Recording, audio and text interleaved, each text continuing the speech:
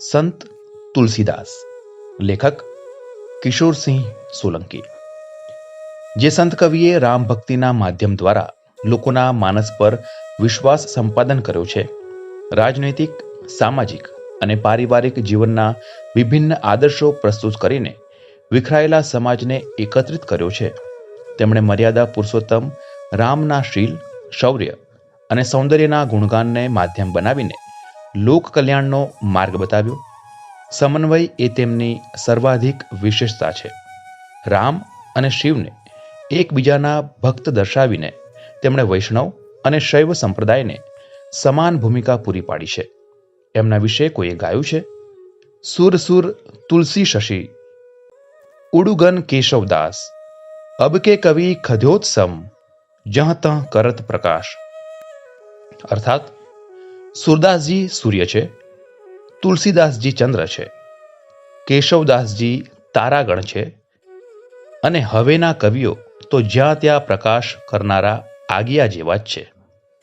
એવા હિન્દી સાહિત્યના ભક્તિ કાવ્યની રામભક્તિ શાખાના પ્રતિનિધિ અને યુગ પ્રવર્તક સંત કવિ તુલસીદાસના જન્મસ્થાન અને અવસાન વિશે કોઈ ચોક્કસ માહિતી મળતી નથી। કેટલાક વિદ્વાનોના મતે એમનો જન્મ સંવત 1589 એટલે કે ઈસવીસન 1532માં થયો હતો, તો કેટલાકના મતે એમનો જન્મ સંવત 1554 એટલે કે ઈસવીસન 1448માં શ્રાવણ સુદ સાતમના રોજ બાંદ્રા જિલ્લામાં પ્રયાસ પાસેના રાજપુર ગામે થયો હતો, તો કેટલાકના મતે રાયપુર નજીક સોરો ગામ તેમનું જન્મસ્થાન છે। સરયુપારી બ્રાહ્મણ કુળમાં જન્મેલા આ બાળકના પિતાનું નામ આત્મારામ દુબે તથા માતાનું નામ હુલસી હતું। જન્મ સાથે જ એમને મોઢામાં બત્રીસી હતી, તેથી તે અનિષ્ટનો અવતાર છે એવી માન્યતા પ્રવર્તતી હતી। બાળપણમાં જ માતા પિતાનું અવસાન થયું। એમની માતાએ જેમને એમનું પાલન કરવાની જવાબદારી સોંપી હતી તે પણ સર્પદંશથી મરી ગઈ, તેથી સમાજમાં આ બાળક વિશેનો વહેમ દ્રઢ થયો અને તેમને ત્યજી દેવામાં આવેલા। બાળપણમાં ઘણું દુઃખ વેઠવું પડ્યું હતું। ભરણ પોષણ માટે પણ ભિક્ષા પર આધાર રાખવો પડ્યો હતો, પણ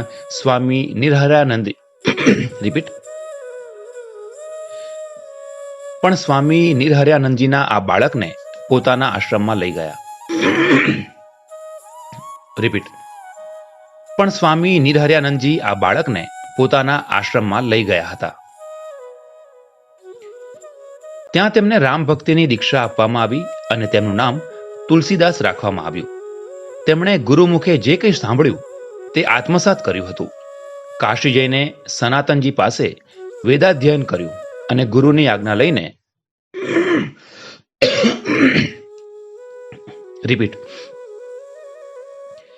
ત્યાં તેમને રામ ભક્તિની દીક્ષા આપવામાં આવી અને તેમનું નામ તુલસીદાસ રાખવામાં આવ્યું। તેમણે ગુરુમુખે જે કંઈ સાંભળ્યું તે આત્મસાત કર્યું હતું। કાશી જઈને સનાતનજી પાસે વેદાધ્યયન કર્યું અને ગુરુની આજ્ઞા લઈને ગામ ગયા।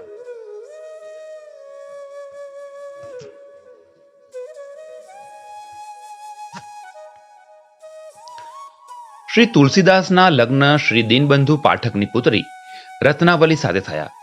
એમને પત્ની પ્રત્યે અનહદ આસક્તિ હતી। એક વખત પત્ની પિયર ગયા તો તે પણ પાછળ પાછળ પહોંચી ગયા। પત્નીએ તેમને ઠપકો આપીને કહ્યું, અસ્થિ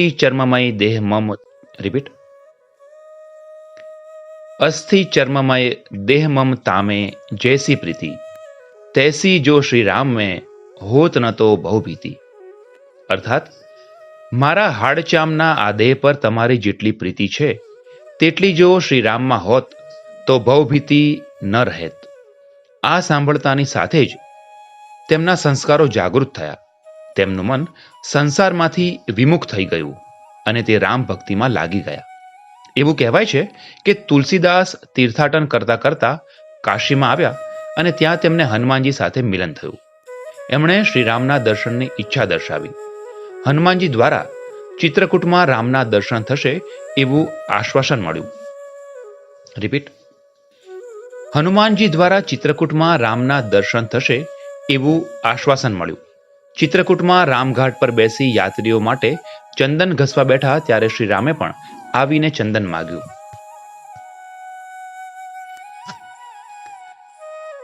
આખો ફકરો પહેલેથી. એવું કહેવાય છે કે તુલસીદાસ તીર્થાટન કરતા કરતા કાશીમાં આવ્યા અને ત્યાં તેમને હનુમાનજી સાથે મિલન થયું. એમણે શ્રીરામના દર્શનની ઈચ્છા દર્શાવી. હનુમાનજી દ્વારા ચિત્રકૂટમાં રામના દર્શન થશે એવું આશ્વાસન મળ્યું. ચિત્રકૂટમાં રામઘાટ પર બેસી યાત્રીઓ માટે ચંદન ઘસવા બેઠા ત્યારે શ્રી રામે પણ આવીને ચંદન માગ્યું. એ જ વખતે હનુમાનજી પાસેના વૃક્ષ પર પોપટના સ્વરૂપે બેઠેલા તે બોલ્યા, चित्रकूट के घाट पर भई संतन की भार रिपीट चित्रकूट के घाट पर भई संतन की भीर तुलसीदास चंदन घिसे तिलक करे रघुवीर. આ સાંભળતા જ તુલસીદાસ સમજી ગયા અને એમણે રામના દર્શન કરીને ધન્યતા અનુભવી. એ પછી તો પ્રયાગમાં મુનિશ્રી ભારદ્વાજજી અને યજ્ઞવલ્ક્યજીના દર્શન થયા. એમની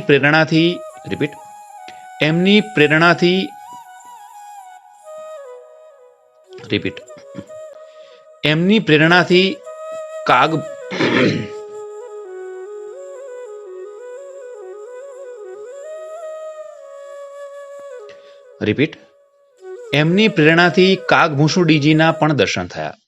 શ્રી તુલસીદાસજીએ અયોધ્યા આવીને સંવત 1631માં રામનવમીને મંગળવારે શ્રી તુલસીદાસજીએ અયોધ્યા આવીને સંવત 1631માં રામનવમીને મંગળવારે રામચરિત માનસનો આરંભ કર્યો અને સંવત 1633માં માગસર સુદ પાંચમે તે પૂરું કર્યું. સંવત 1680માં શ્રાવણ સુદ સાતમે કાશીમાં અસી ઘાટ પર દેહ ત્યાગ કર્યો. સંત તુલસીદાસ રચિત ઘણા ગ્રંથો છે. એમાં દોહાવલી, કવિતાવલી, ગીતાવલી, રામાજ્ઞા પ્રશ્નાવલી, વિનય પત્રિકા તથા રામચરિત માનસ આ 6 ગ્રંથો મોટા છે. એમાં રામચરિત માનસ ગ્રંથ શ્રી તુલસીદાસે સ્વાંતઃ સુખાય માટે લખ્યો છે, પણ માનવ ગંગા સર્વ સુખાય બની રહ્યો છે. પણ માનવ ગંગા સર્વ સુખાય બની રહ્યો છે.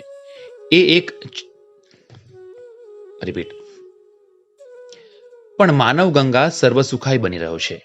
એ એક ચરિત્ર કાવ્ય છે જેમાં રામના સંપૂર્ણ જીવનનું વર્ણન છે.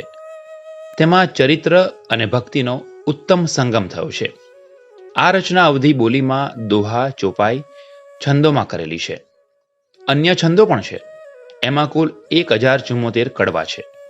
ભગવાન રામ આદ્યંત આ કાવ્યના કેન્દ્રમાં છે. શ્રી તુલસીદાસે જ કહ્યું છે, જેહી મહુ આદિ મધ્ય અવસાના. શ્રી તુલસીદાસે જ કહ્યું છે, જેહી મહુ આદિ મધ્ય અવસાના પ્રભુપતિ પાદ્ય રામ ભગવાના. પાર્વતીજીના રામકવન એટલે કે રામ કોણ છે ના જવાબમાં ભગવાન શંકર દ્વારા રામકથા અહીં છે. શિવ કહે છે, બ્રહ્મજ ભક્ત હિતાર્થે રઘુકુલ મણિના રૂપે અવતર્યા છે. રામચરિત માનસમાં રામ, સીતા, ભરત વગેરે દ્વારા ઉદારતા, ક્ષમા, ત્યાગ, ધૈર્ય અને સહનશીલતાયુક્ત સમાજ માટે કલ્યાણકારી ગુણોવાળી માનવતાના શ્રેષ્ઠ રૂપની પ્રતિષ્ઠા થઈ છે. આ રચનાએ જનમાનસમાં અસાધારણ સન્માન પ્રાપ્ત કર્યું છે. ઉત્તમ વાર્તા, આદર્શ પાત્રો, સંવેદનાઓ અને લાગણીનું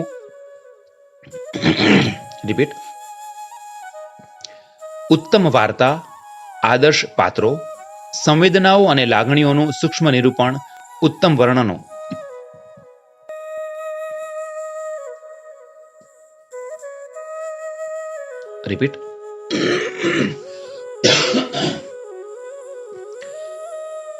ઉત્તમ વાર્તા, આદર્શ પાત્રો, સંવેદનાઓ અને લાગણીઓનું સૂક્ષ્મ નિરૂપણ, ઉત્તમ વર્ણનો, રસ અને અલંકારોની વિવિધતા, અર્થગૌરવ, ધર્મનીતિના આદર્શો એમાં નિરૂપિત થયા છે. તેથી તો રામચરિત માનસ કલિપિટપ કુઠારી અર્થાત કલિયુગ રૂપી વૃક્ષને કાપનાર કહી છે. સરળ ભક્તિનો માર્ગ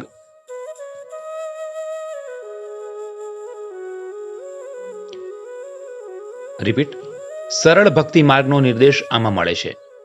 માહે માયાનો પ્રભાવ, સંતના લક્ષણો જોવા મળે છે. ભાવ વૈવિધ્યને અનુરૂપ શૈલીની ભાવ વૈવિધ્યને અનુરૂપ શૈલીની વિવિધતા જોવા મળે છે. આમ રામચરિત માનસ એ હિન્દી ભાષાનું સર્વોત્તમ પ્રબંધ કાવ્ય છે. તુલસીદાસ ભક્તિ માર્ગને શ્રેષ્ઠ માને છે. તેમનો ભક્તિ માર્ગ રામની અનન્ય ભક્તિ પર અધિષ્ઠિત છે. રામ નામના મહાત્મ્ય પર તેમણે ભાર મૂક્યો છે. અહંકારનો ત્યાગ કરી વિનયશીલતા દર્શાવવાથી જ સાચી મુક્તિ મળે છે. રામની નિરપેક્ષ ભક્તિ માટે તેમણે સત્સંગ, જ્ઞાન, વૈરાગ્ય, તપ, સંયમ, શ્રદ્ધા, પ્રેમ, ભગવત કૃપા વગેરે પર ભાર મૂક્યો છે. તેમણે માનવતાવાદી ધર્મનો પ્રચાર કર્યો છે. અરણ્ય કાંડમાં કહ્યું છે, ધર્મ તે બિરતી જોગ તે જ્ઞાના, જ્ઞાન મોક્ષપ્રદ બંધ બખાના. અર્થાત ધર્મ પાલનથી વૈરાગ્ય અને વૈરાગ્યથી જ્ઞાન પેદા થાય છે. જ્ઞાન મોક્ષને આપનાર છે. તે કહે છે, તાત તીની અતિ પ્રબલ ખલ કામ ક્રોધ અરુ લોભ. અર્થાત કામ, ક્રોધ અને લોભ એ અતિ પ્રબળ છે.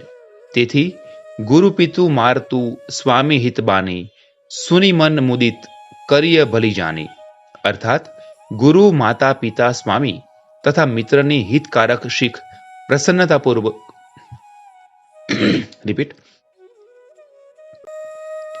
અર્થાત ગુરુ, માતા, પિતા, સ્વામી તથા મિત્રની હિતકારક શીખ પ્રસન્નતાપૂર્વક માનવી જોઈએ. આ સંત કવિ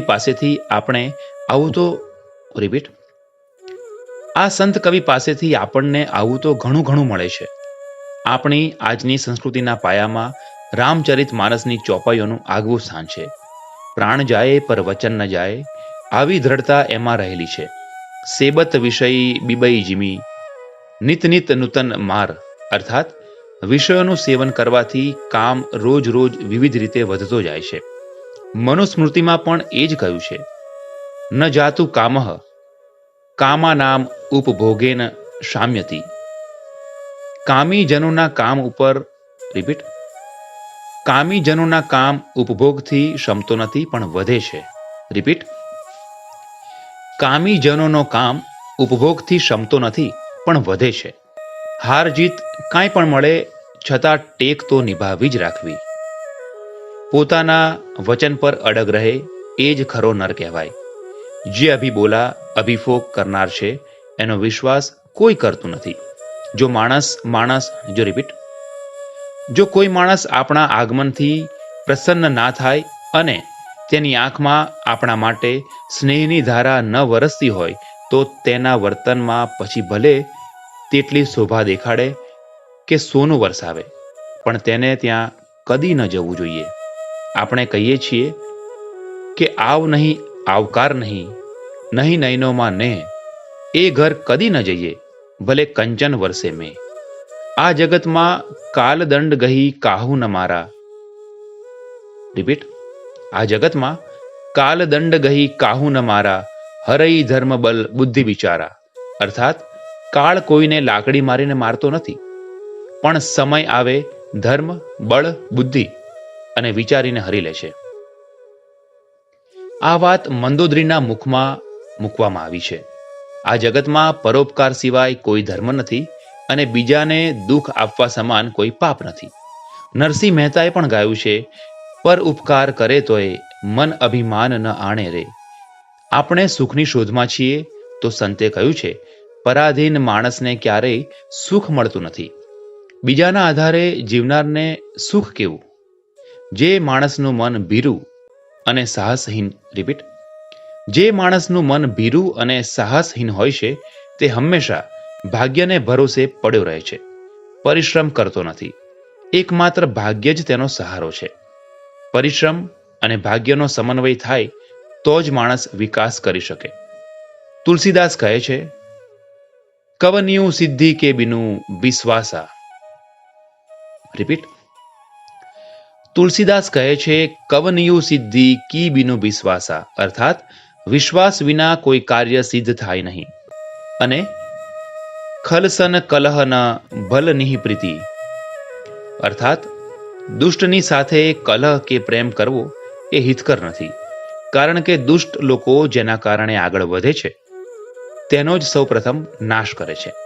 આવી તો અનેક બાબતોથી કવિ આપણને જીવનનું માર્ગદર્શન આપે છે. તેથી વેદાંતી સ્વામી શ્રી મધુસૂદન સરસ્વતીજીએ કહ્યું છે, આનંદ કાનને રંપે જંગલ મસ્ત તુલસી તરુ, કવિતા મંજરી યસ્ય રામ ભ્રમર ભૂપિતા. અર્થાત અતિ સુંદર એવા આનંદ વનમાં તુલસીદાસજી વિશાળ વૃક્ષ જેવા છે, જેમની કાવ્ય મંજરી શ્રી રામરૂપી ભ્રમર વડે શોભે છે.